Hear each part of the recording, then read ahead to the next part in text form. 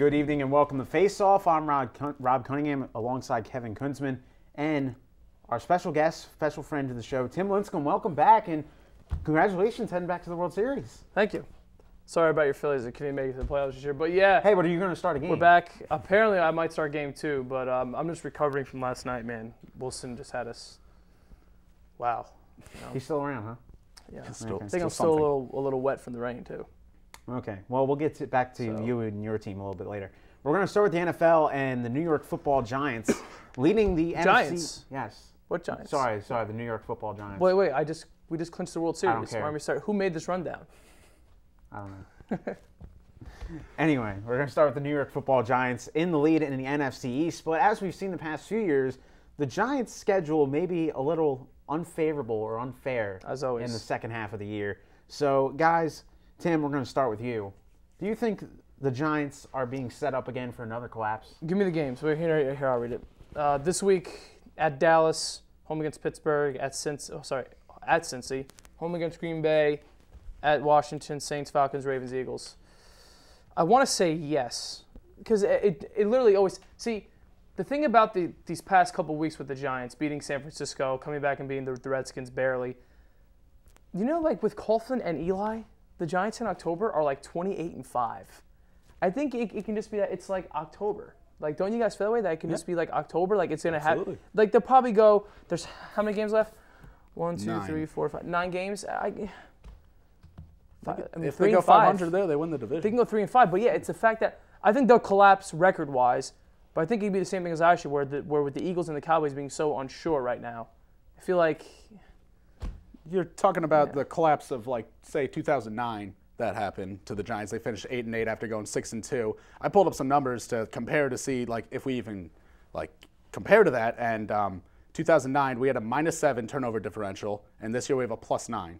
So, you know, it's a lot of categories like that where we're just, like, substantially better than we were at that point. And, you know, it seemed much more obvious then. There was a lot more injuries. You don't have that as much. Everyone's getting healthy, so I think they can hold on. I think you look at it on paper, it looks like they could be being set up for another collapse.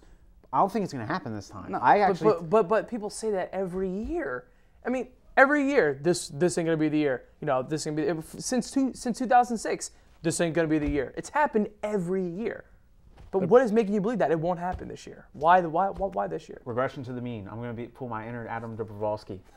Regression to the mean. May his face off, rest in peace. I think obviously it's a tough schedule, and a lot of these games could go either way. But I think they could pull out 5 to 6 wins out of this group. Even with the defense. Absolutely, yeah. I think so. All right.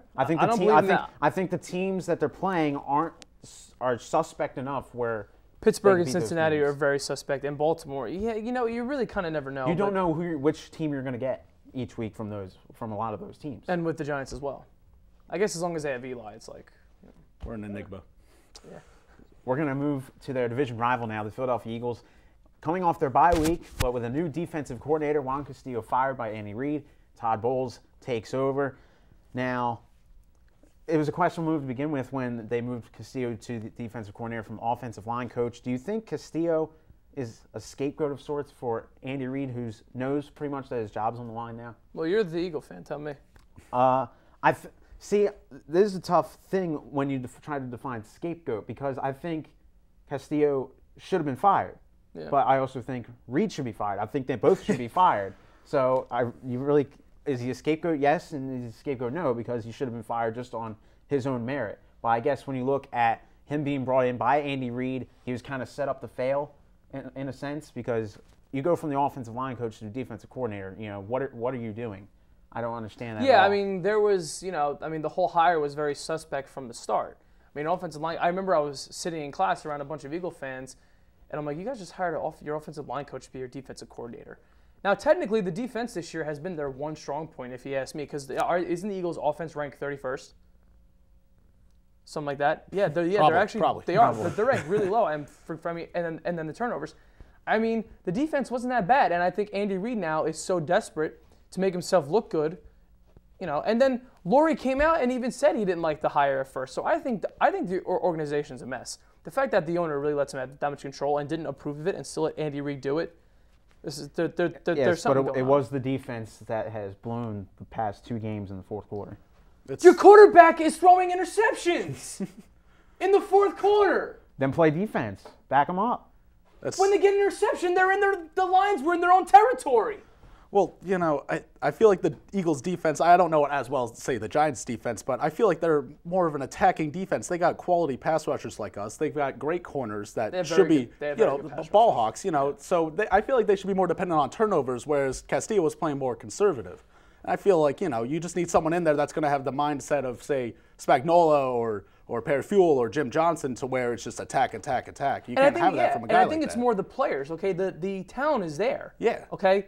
The players have to execute it. There's no reason why Nnamdi Asomugha, and Nnamdi Asomugha has been so exposed since he came to the Eagles. It is ridiculous. Come on. The blame to me is on Reed and on the players. Do I think Andy Reid's a great coach? And if I'm an Eagle fan, would I want him fired? At this point, maybe. But this guy was and this is one of Andy Reid's closest friends. 16 years with the Eagles. Yes, the offense is not that good, but when you blow a 10-point lead in the fourth quarter twice in the same game, that's not on the offense. That's not on the offense. That's not on the offense. But when it was Eli Manning throwing interceptions, Eagles are saying, "Oh, Eli's so bad, it's his fault." We're going to stick with the Eagles, and you talked about Michael Vick and the turnovers. Well, do you think we could see Nick Foles, who played well in the preseason, sooner rather than later? I don't think so. I don't think as long as Andy Reid is the coach, Nick Foles will get an opportunity, because I think Andy Reid's mindset is, I don't have as much time here as people think I do. I think he's thinking short-term success is Michael Vick. As bad as that sounds, you can't go with a rookie quarterback in the middle of the season with your job on the line. That's too risky. He's the long-term solution. Andy Reid is a short-term situation. I don't think they'll go with him. I think if you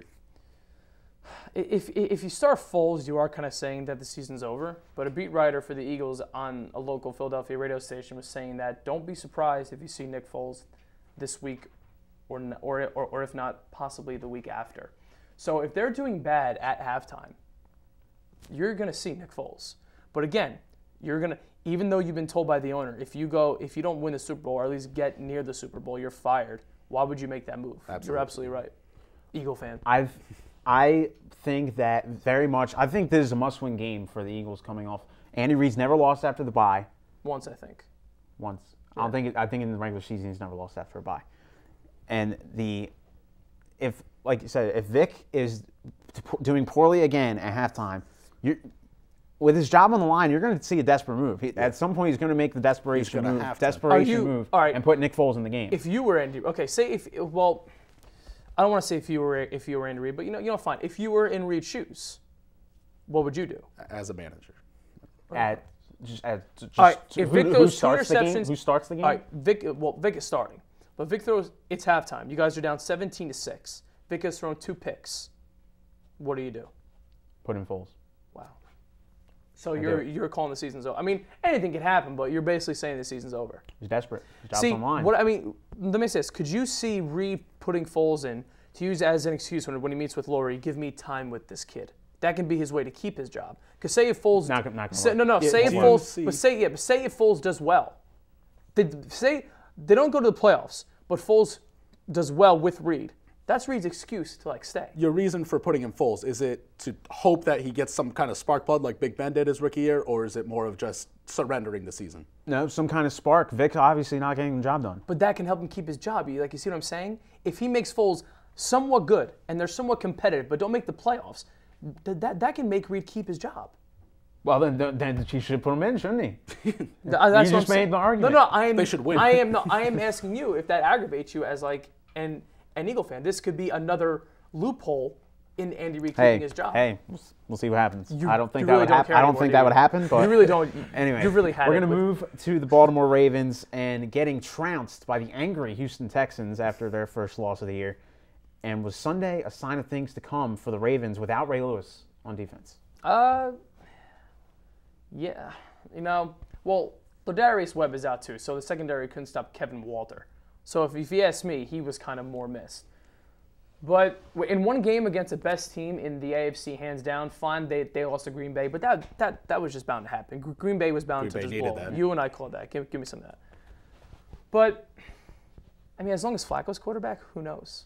But I think the defense itself, it's going to take a while. It's like the 49ers had 2 Hall of Fame quarterbacks, and they haven't been able to find one ever since. Dolphins, same thing. It just might be like the natural fall off. That happens every time you lose a core guy like that. So yeah, probably. The statistic that I had before, I told you about before this, the Giants defense that often gets a lot of